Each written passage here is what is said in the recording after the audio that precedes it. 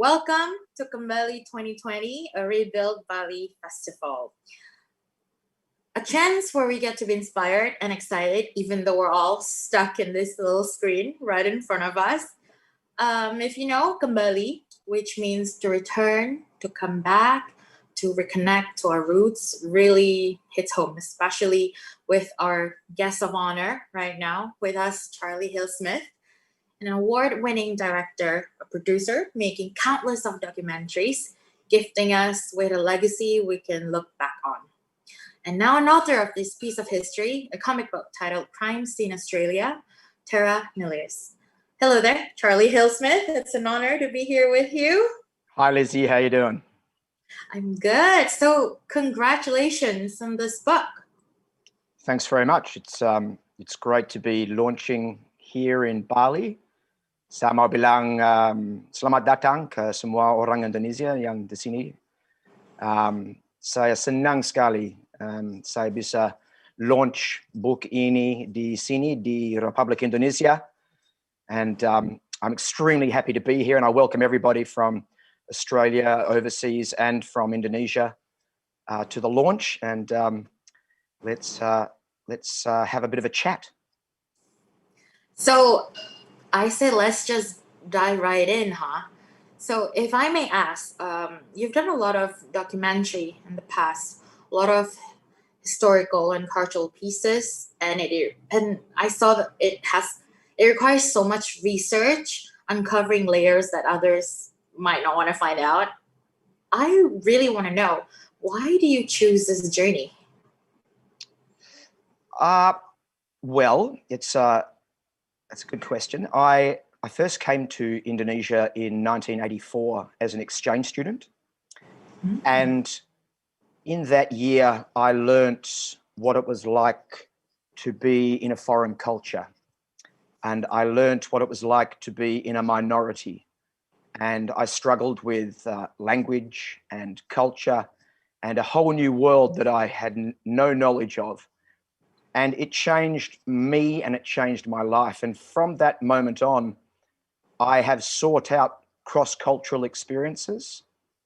And I think I moved into documentary making so that I could share a cross-cultural story and a cross-cultural space with people, because the number one thing I learnt in that year and through all of my cross-cultural work has been that we are one people, separated by language and the hats we wear, the costumes we eat.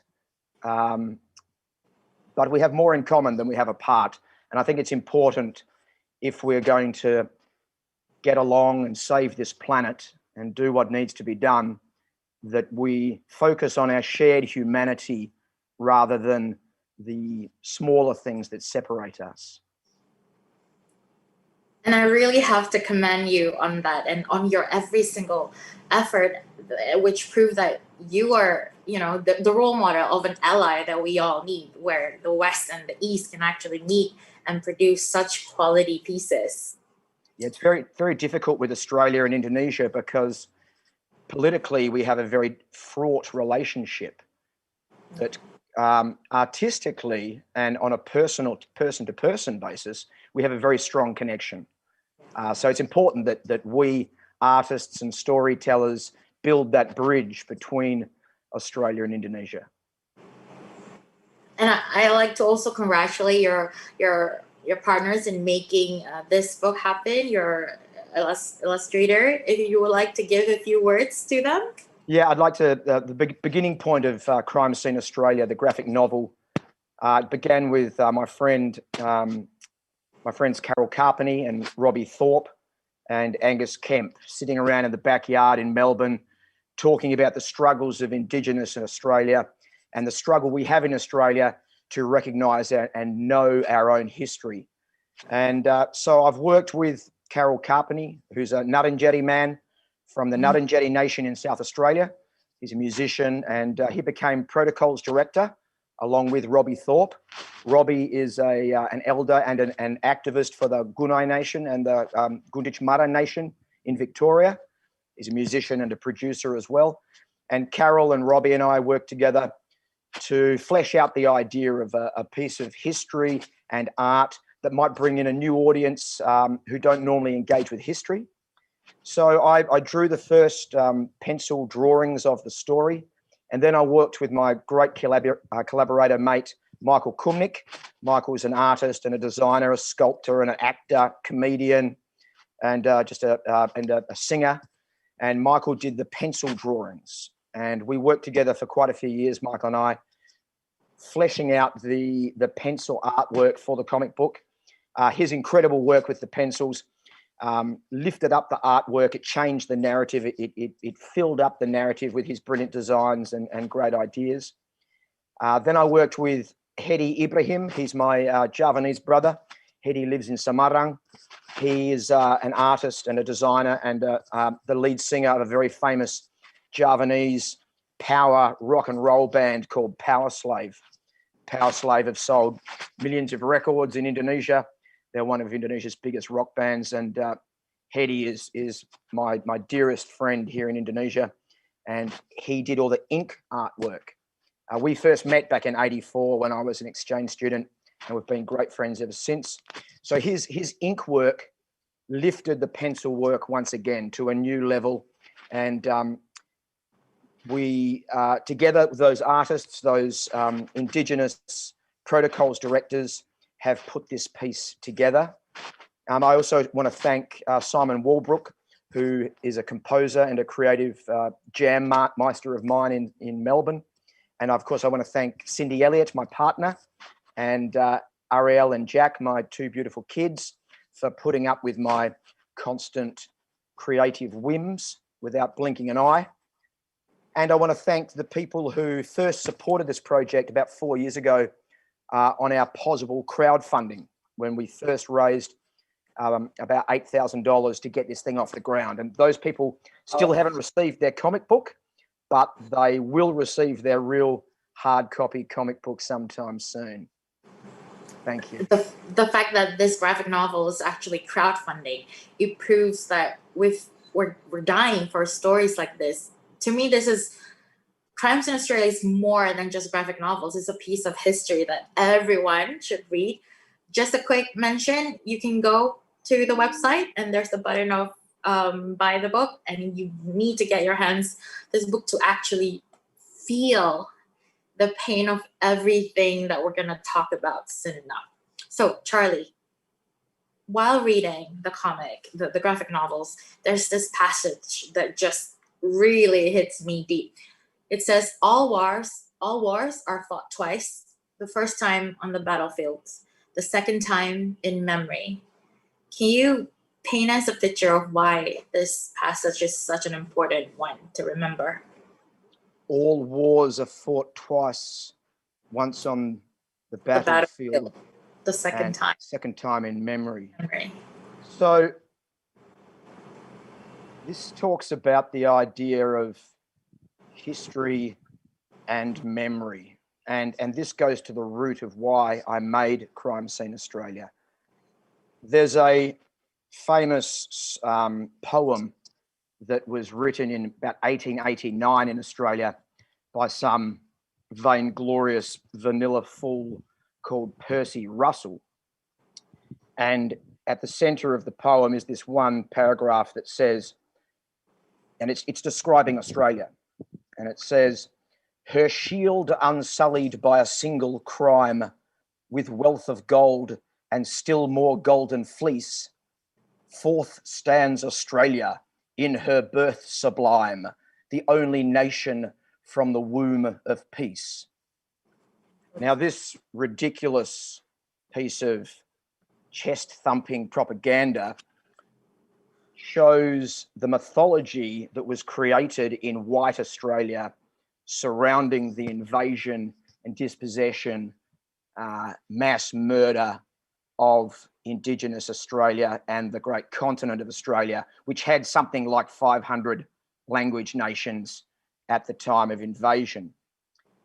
And it shows that there was a huge cover-up going on, a great whitewashing of history.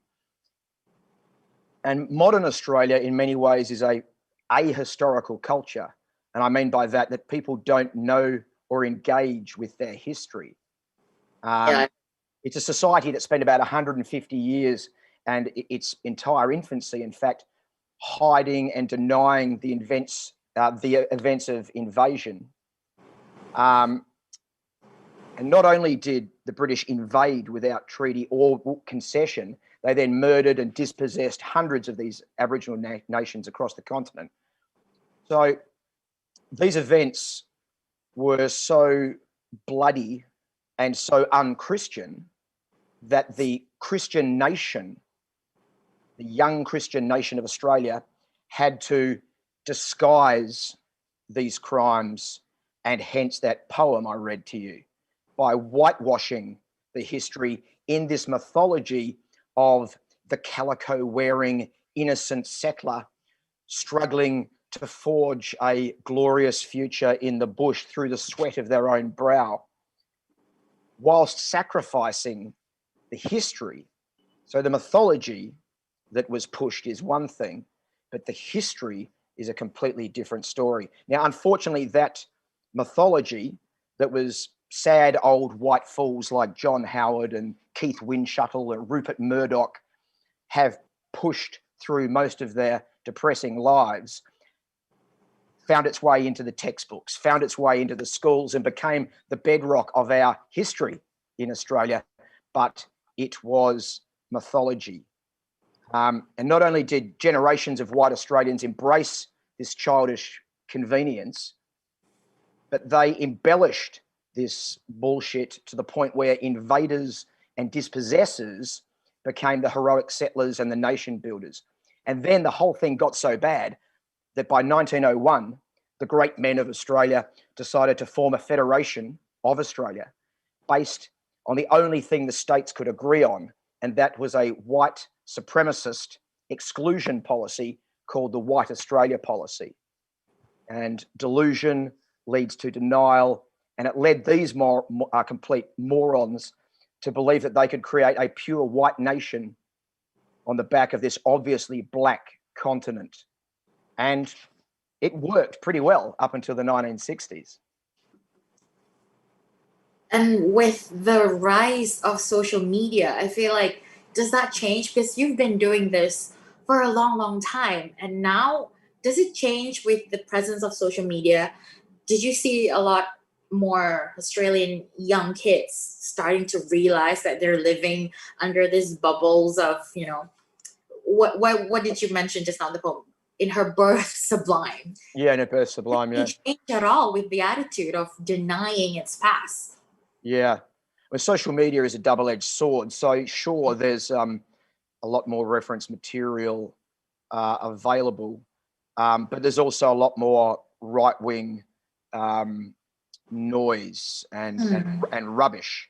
I think the real change started in the 1960s with the explosion of civil rights in America and Europe, which spread to Australia.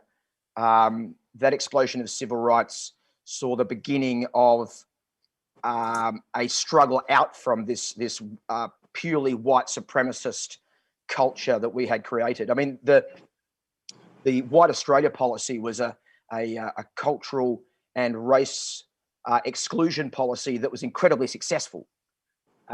So that it started in 1901. By 1960, Australia was 80 to 90% white.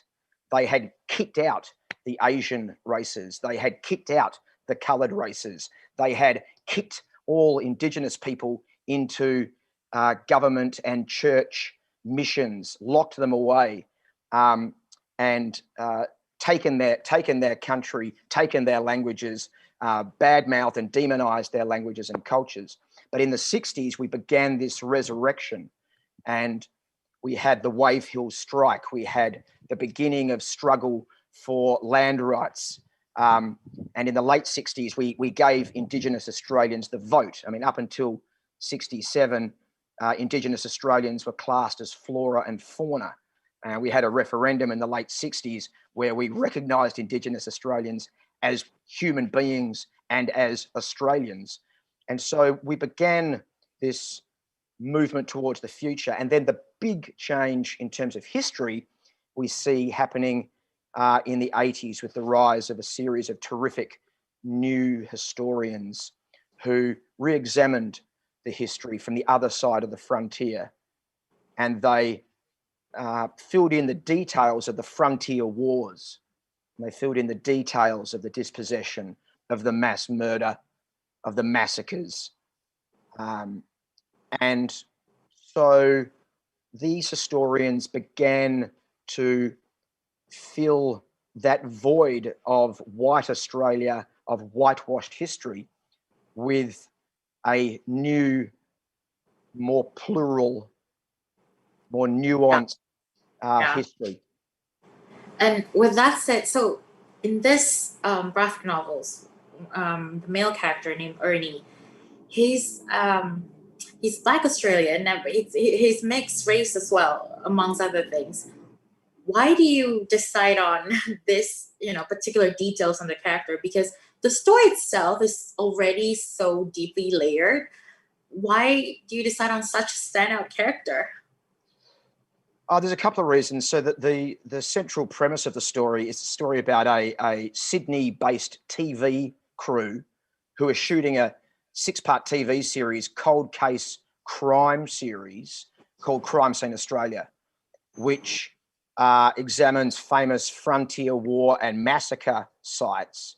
And as they shoot this TV series, it descends into a bloody ghost story. So we've chosen a whole bunch of genres there which aren't typically used in academic history, but I'm not from academic history. I'm an artist and a storyteller and a documentary maker. So I wanted to incorporate these mixed genre ideas to bring in a whole new audience who don't read history books, who don't read thesis, who don't watch historical documentaries. And obviously we chose the comic book, once again, a more youthful, more dynamic medium that is outside the realm of general historical texts. And we chose Ernie to be a mixed race guy because that's a very common experience of Indigenous people in Australia and non-Indigenous people in Australia. We are a very complex and plural country, multicultural country. And it's a common experience for many Indigenous people to have a mixed race themselves or family or friends, etc., etc. So this is the first of 6 comic books, which are together the graphic novel that will be Crime Scene Australia. And Ernie's journey in the first one is just a warm-up chapter. Things go pretty pear-shaped for him, but he's on the beginning of a character arc that will lead through the 6 episodes. So they're the main reasons why we made some of those narrative decisions. Yeah, you really left us in such cliffhanger on that last page. I was like, okay, I need to wait for good. 2. I hope so. Yeah. So one of the character also says this. It seems I may have brought the Enlightenment to a spear and a gunfight. Is the whole pluralism idea was the idea that you're trying to enlighten us, perhaps? Yeah. So this was a clash of civilizations and a clash of technologies. A very old culture, a very sophisticated old culture, that being Indigenous Australia, 60 to 70,000 years old, linguistic, political, trading culture, suddenly came face to face with the British culture, jacked up on global travel with a very powerful navy, with gunpowder fired muskets and well drilled martial army. It was a clash of cultures, and to give an example of that, when the English eventually, and this will be in the second comic book, we touch on it at the end of the first one, but we really focus on it in the second one. When the British took Tasmania, they sailed a couple of ships down there in 1802, 1803 from the first colony in Sydney. They took Tasmania, and they wiped out 75%. In fact, they wiped out 90% of the Tasmanian Indigenous population within about 75 years. And this incredible destruction and this mismatch of technology of the spear versus the gun was so extreme. A book was written at the time called The Destruction of the Tasmanian Aborigines, and it was a bestseller around the United Kingdom, around Britain and Europe. And when the book was given to H.G. Wells, the famous author, by his brother, H.G. Wells read The Destruction of the Tasmanian Aborigines, and from that story, he got the idea for War of the Worlds. He saw this alien technological culture, empire, land out of the blue and destroy and enslave. And he was so overwhelmed by that concept that he wrote War of the Worlds. So that gives you some idea of, you know, bringing a spear to a gunfight, if you like. I love that you mentioned about this whole alien idea. And I feel like even though a lot of the stories that happens in the graphic novels ties in with the historical, you know, facts back then, it still feels so fresh. I feel like especially with the Black Lives Movement now, how do you think both still kind of prove to us that somehow history repeats itself? Well, this is just a continuation of the struggle out of colonialism. And that began, you know, as long ago as the early 1800s in Haiti. You know, Haiti became the first Black republic in about 1802 in the Caribbean. And that struggle out of slavery and colonialism, this is the continuation of that. And one of the great Caribbean intellectuals, César, he kind of nailed this. He wrote that, and he wrote this after the Second World War, that when slavery and fascism is done against black and colored people, it's called colonialism. And when the same thing is done against white people, it's called fascism. And César said that Nazism and the modern European fascism was birthed from the poison of racism, slavery, and the atrocities of colonialism. The poison created in the cruelty of the colonies, in effect, came home and turned into modern fascism. And so that struggle out of slavery and colonialism and racism, and the great writers of the 40s and 50s and 60s exploded into American civil rights intellectualism and activism on the streets. And what we see today with Black Lives Matter is the ongoing energy of that ever-breaking wave of the 60s. And America, for all its problems and all its troubling imperialisms of its own, America still can ignite us and inspire us with this incredible civil rights action. And what we saw in Black Lives Matter over this last year has once again inspired the whole world. We saw it in Europe, and in Australia, it's massive. Here in Indonesia, it's inspired a whole bunch of human rights activists across the archipelago as well. And in Australia, we struggle, and Indigenous people struggle with this yoke of neo-colonialism, where progress has been made, but what Indigenous Australians ask for, which is a treaty, which is parliamentary representation, which is land rights and sovereignty, these things are still not being adequately brought into the center of our national debate. So Black Lives Matter and the old colonialism, the old racism, and the neo-colonialism that we see all around the world as well, it's all relevant, it's alive, and it's happening as we speak.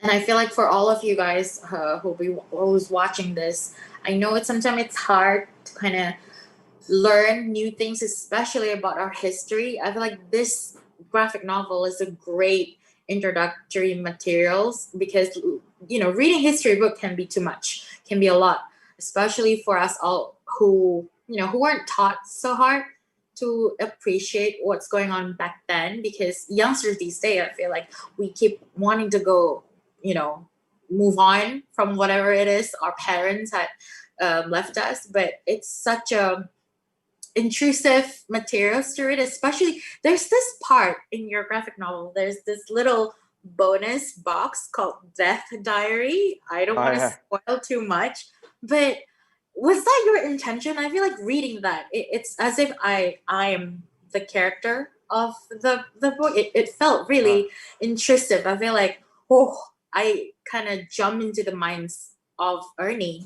Like, could that be the intention? It's kind of meant to be like a sort of a blog, a journal, and it's in the future, and it's reflecting back on these events that we're going through with the film crew. And that story won't resolve itself until comic book 6. Yeah. And I feel like the entire graphic novel shows your craft being a director and producer. It almost feels like a storyboard. I can really picture every dialogue delivered in a film or TV series. How do you visualize while writing the story? Did you visualize it as a movie? Yeah, I mean, I'd love to do it as a 6-part TV series, like a multi-genre, multimedia TV series. And the very fact that we've chosen to set the story inside a TV show, means that it can be we can get behind the scenes. It can be self-dissecting in a way, and I think that's very interesting to people to step behind the medium and to look and then to ask those questions about how the medium is changing the message. You talked about social media, which changes the message. Obviously, a comic book has its own physical attributes and its own limitations, and a TV show is the same. And yeah, look, I'm a very visual person. I've been a cartoonist since I was a little kid, always doodling and drawing stuff. So we wanted to make it very visual and to try and bring people into this world. And I think Michael Kumnick and Hedi Ibrahim, their work is just so strong and bold and it's unique. It gives it a great flavor. Yeah, I feel like when I was reading it, every dialogue was delivered through this deep strokes. It was so intense, and I feel like every dialogue is a quote. It's a precious quote. I just want to just print screen everything and just post it as one millennial would do this day. One of the things that really struck me, there's this another dialogue. In the comic book, it says conflict was constant but ritualized. Can you give us an example of what was constantly being ritualized in the history or even now?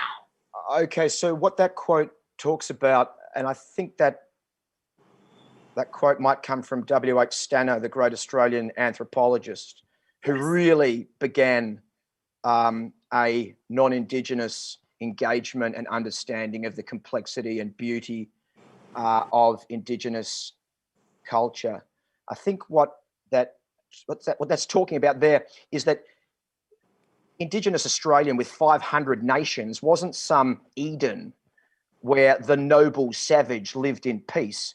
It was a typical human society with the conflicts, the complex legal structures, and the problems of trade and intermarriage and the intersectional complexities of men and women living together and different language groups living together. And there was conflict between the Indigenous nations of Australia, but it had become ritualized.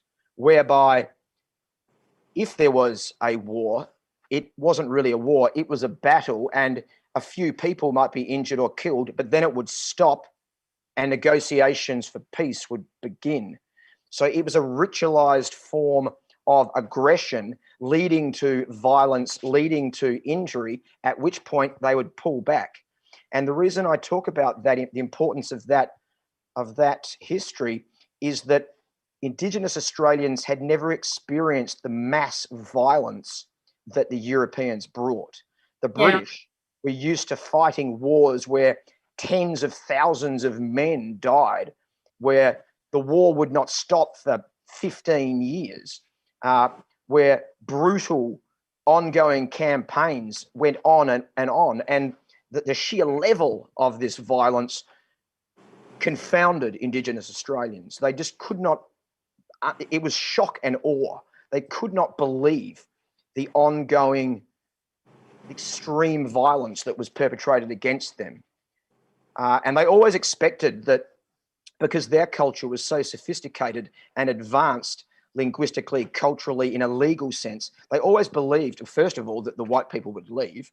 And secondly, that the white people would come away around to their way of thinking because of their sophisticated understanding of place and how to maintain peace and environment and so on. So that was the reason why I touch on that idea. And without revealing too much of what's going on in the graphic novel, I have to ask you about this one. What is white pride squattocracy? White pride squattocracy. I just have to know, Okay, what is it about? Okay, so look, the squattocracy was the squatters came in after the convicts, and of course, Australia was set up as a penal colony. When America became independent, it stopped the British from sending all of their downtrodden convicts and their political agitators from Ireland to America, and suddenly America had, England had no external jail. So they one of the reasons they took Australia was to get rid of their basket of deplorables, and so Australia was set up as a penal colony. It was also set up as a buffer to the French, because the French and the English were at war, and the English wanted to protect their most valuable asset, which was the British India Company, which really, the rape and pillage, invasion, rape and pillage of India is what really enriched the British. And by the time the British arrived in Australia, they were experienced dispossessors. They were experienced mass murderers. They'd sharpened their swords on their experiences in India and North America. And so they arrived in Australia not as some innocent exploring culture, but as a very experienced, sharpened sword of colonialism. So I think that's my family getting home right now, which is... Oh, hello, family. Hey, guys. They'll probably wander through. Yeah, I wanted to ask you about your creative process. I mean, there's a lot of other mediums that you can use to deliver the story, but why graphic novels specifically?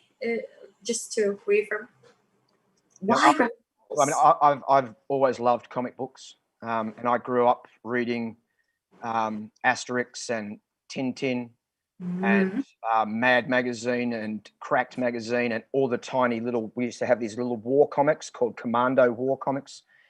And I loved all of those comic books, and the Phantom and some superheroes. I sort of got into a few superheroes, but the Phantom was my particular favorite of mine. And so I loved all the comic books. I found them really engrossing and a great way of telling a story. So that sort of led me into doing cartooning myself, and I mucked around with it. And I always thought I'd love to do a comic book, and I never really thought I'd have the chance to do it. And so when I came to tackling this, pretty big and heavy, potentially heavy topic, I chose comic book. And the other reason is that comic books fly below the radar.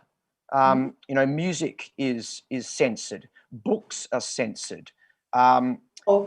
Films are censored, but comic books are seen as being, kiddish and for kids. and they fly below the radar. And just like the Brits in Australia, they can get away with murder. So I chose the comic book as a super creative, very free art form, and it targets a whole new audience that has not been brought into the Australian history fold before.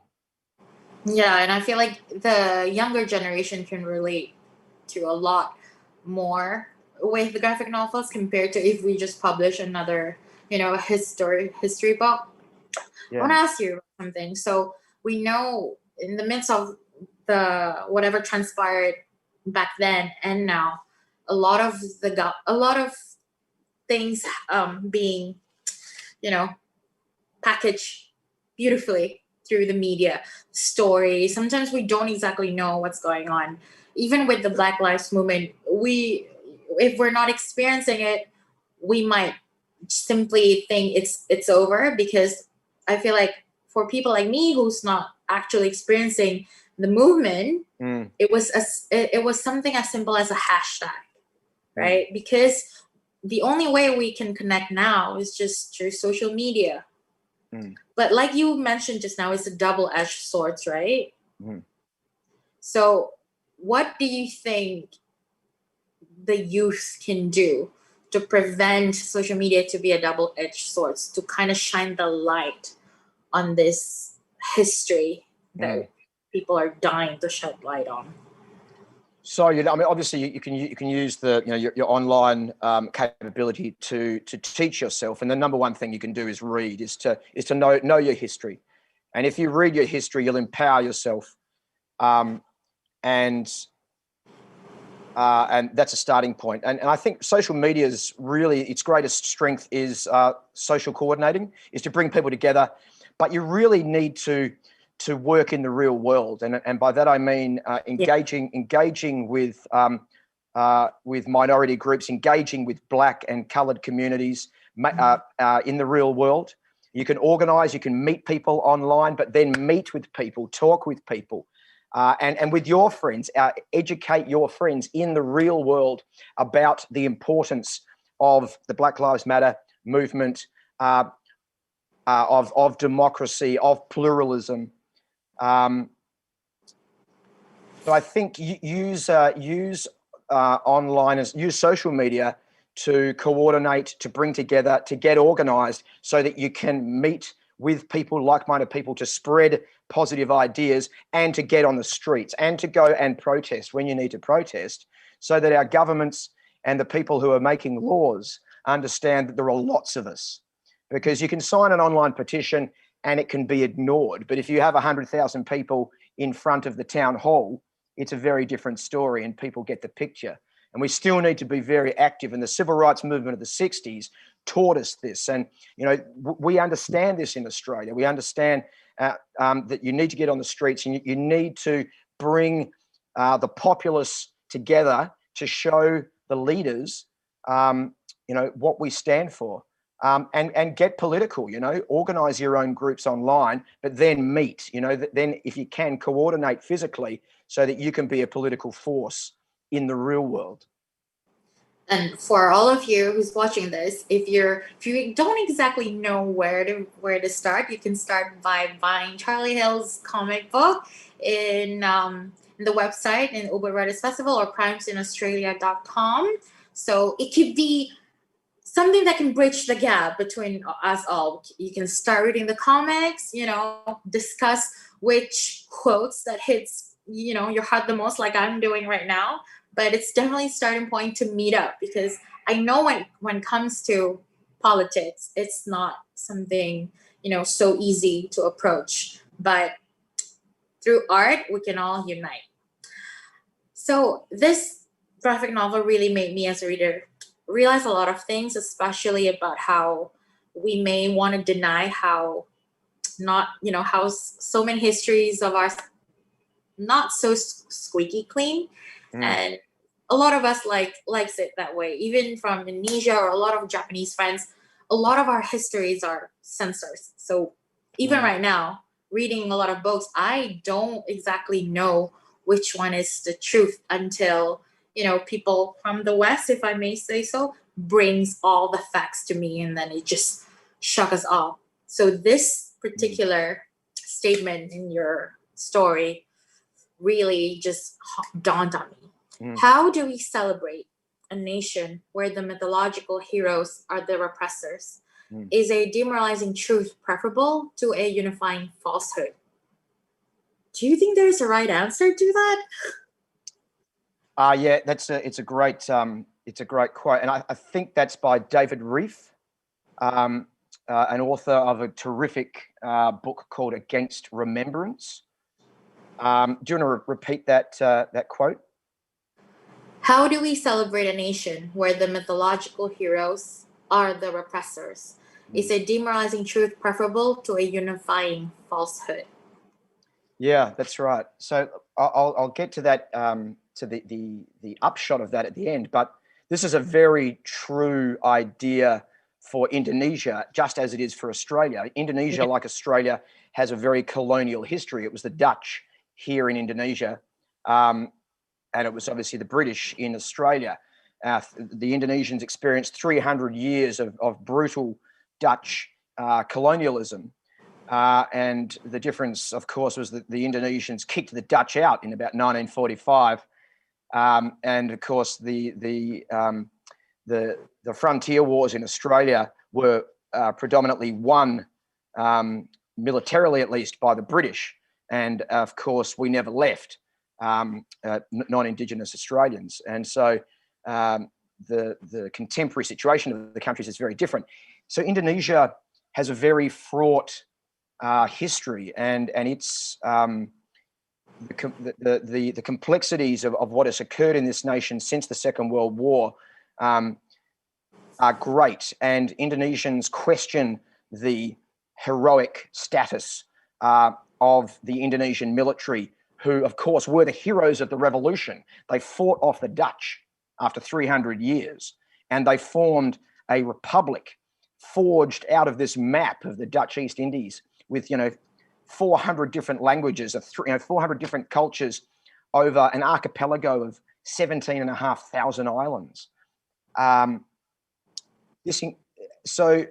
But following that, when Sukarno was toppled in 1965, Suharto took over, and then ensued a year of brutal mass murder, where as many as maybe 2 million people were murdered. Anyone who was considered to be a leftist, which was kind of a blanket expression, meaning people who didn't fit in with the extreme right-wing neo-fascist ideas of Suharto and his generals. And Indonesia is dealing with this mass murder today because obviously Suharto was swept from power in the late 90s. And now the Indonesians are digging up the graves of their grandparents, of their grandmothers and their grandfathers who were mass murdered by the military in 1965. And this reality has created a huge explosion of human rights groups across Indonesia. So the heroes of the Republic and the mythology of those heroes creates national unity in Indonesia. And like so in Australia, the heroic, stoic settler and the heroic Australian soldier fighting overseas has created the mythology of the modern nation of Australia. And in the comic book, I begin with this idea of Australia's obsession with Anzac Day and remembering the soldiers who fought and died in foreign wars for Australia. And yet there's no mention at the Australian War Memorial of the frontier wars, of the tens of thousands, Indigenous men and women and warriors who fought and died fighting for their Australia. There's no mention of that. So David Reef, in that book, Against Remembrance, he says that collective historical myths never stand still for more than a few generations. And he says that, so is a demoralizing truth preferable to a unifying falsehood. And then he goes on to say that ambivalence is emphatically not a building block of common national purpose. So what he's saying is that knowing your true history can cause ambivalence about this national mystique, and that is definitely not a common building block for national purpose. So it once again, a double-edged sword in history and remembrance. To remember is to dignify and try and give justice to those who seek justice from the grave. But also, national unity is no small thing. It's very hard to acquire and very easy to lose.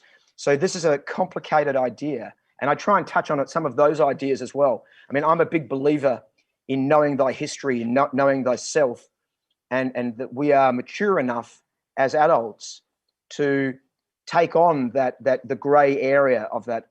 Yeah. But I like to touch on the fact that it isn't a simple debate. Yeah. And even though we're focusing on a specific, part of history, I feel like it's also relevant when it comes to faith, religion, spirituality, choices, because sometimes getting to know more means realizing you know nothing. True. So true. Yeah, that's so true. I mean, and there's so many layers of even just from this, from just Australia history itself. There's just so many layers. How did you choose a particular, points to highlight in your graphic novel? Because there's just so many. Yeah, I think, so I had to sort of reread Australian history. I had studied Australian history at Adelaide University back in the mid 80s. And wow. So, and it was, you could have driven a double-decker bus through the hole that I had in my general knowledge about the truth. Because at the time I was studying was the very time that these new historical texts were coming out. Yeah. And I missed out on a whole bunch of those. But then when I went back to studying Australian history, maybe 10 years ago, I reread all of this wonderful, new, more plural history written by Indigenous Australians, Chinese Australians, white Australians who were looking at it from a different perspective. And there was so much information, and you're so right. The more you learn, you realize how little you know, but it's all powerful and it's all filling in the gaps, bit by bit. So I had to be very strategic, and I could only choose. And for the writing of the 6 comic books, I can only choose certain sections of Australian history, which is so big and complex and violent and graphic and intense, and so much was happening out in the world, and Australia was connected to these great stories of events occurring in America, in Europe, and Dutch Indonesia.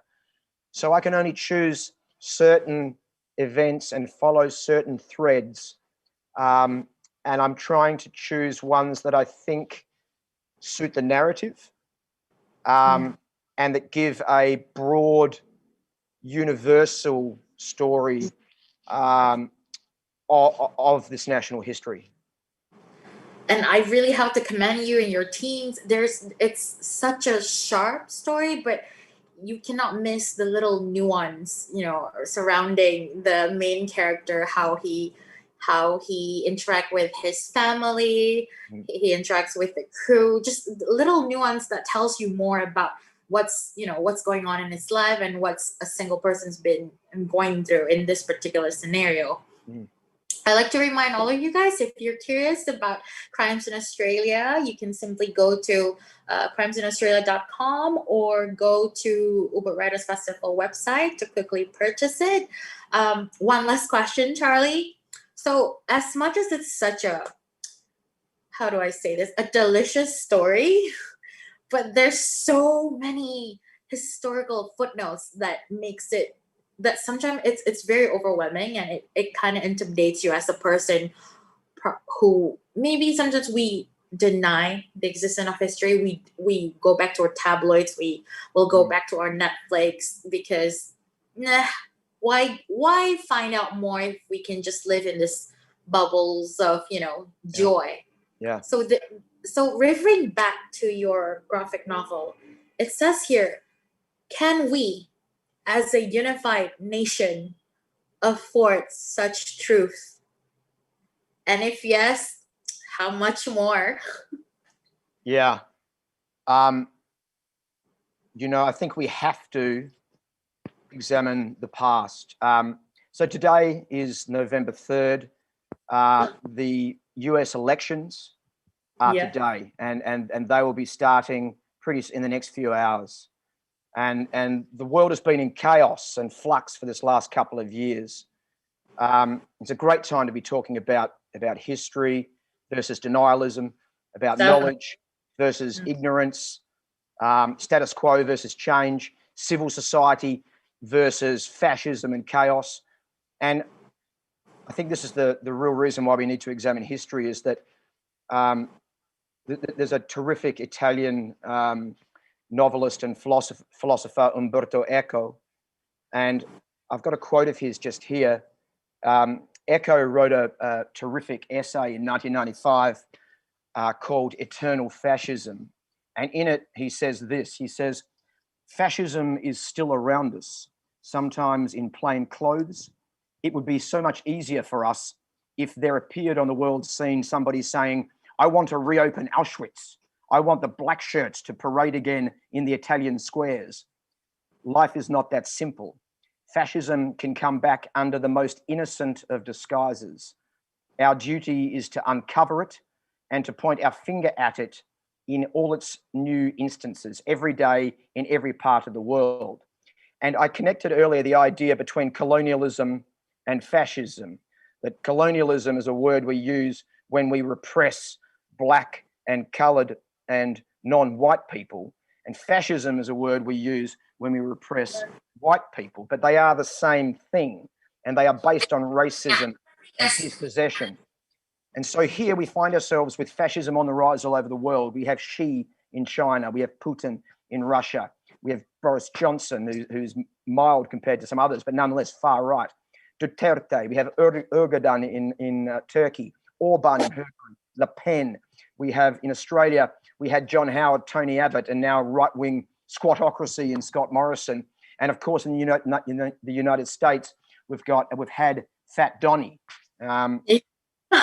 So fascism is ahistorical. Fascism looks back on what it calls a golden age, when everything was good and happy and right. And this is rubbish, of course. Fascism is macho. It's anti-feminine. It's about men with guns. Discussion and consensus, complexity is considered weak in fascism. It's considered womanly, not manly. Fascism values violence and blaming others, usually the weak and the disenfranchised, for all of our problems. And it's on the rise. We find it on the rise everywhere all over the world. And one way that we can fight this rising fascism is history, because they are ahistorical. So by valuing history, by valuing complexity, feminism, multiculturalism, gender inclusion, and humor, most importantly, because fascists hate being laughed at. It totally emasculates them, and it shows their eternally pubescent, humorless sterility, if you like. So, I mean, look at Trump, that obese bowl of pubescent orange scum. He was so angry after Obama roasted him at the White House press dinner all those years ago that he ran for president out of revenge. I mean, pure teenage machismo mentality. Pitiful, really. And that just proves knowledge is power, but laughter is even greater. No doubt. Thank you so much, Charlie Hillsmith, for writing this graphic novel and being here with us in Kembali 2020. Thank you to all the teams for making this happen. Be sure to check out other programs online and the reruns and the upcoming ones up to 9 November. If you would like to see more mind-blowing contents, you can show your support by making a valuable contribution to the Yayasan Patron program to guarantee the future of Indonesia's most meaningful century of ideas and Culture, Kembali 2020. And don't forget to follow Uber Writers Fest on Instagram and everywhere else. And also don't forget to go to crimesceneaustralia.com and Uber Writers Fest website to purchase the comic. And it's been my honor. Thank you, Charlie, for being here with us. All the best. I can't wait for number 2. I'm gonna go, I'm gonna haunt you on Instagram and on our website for the next episode. So thank you again, everyone. Hope you enjoy this conversation. Lizzie, can I just thank you and thank the Ubud Writers Festival, Kembali. Terima kasih banyak. Itu bagus sekali. And I would encourage everybody when travel is available again, travel to Bali, travel to the Ubud Writers Festival. It's a classic world-class writers festival. And thank you so much, Lizzie. It was great talking to you. Thank you, guys. See you soon. Terima kasih.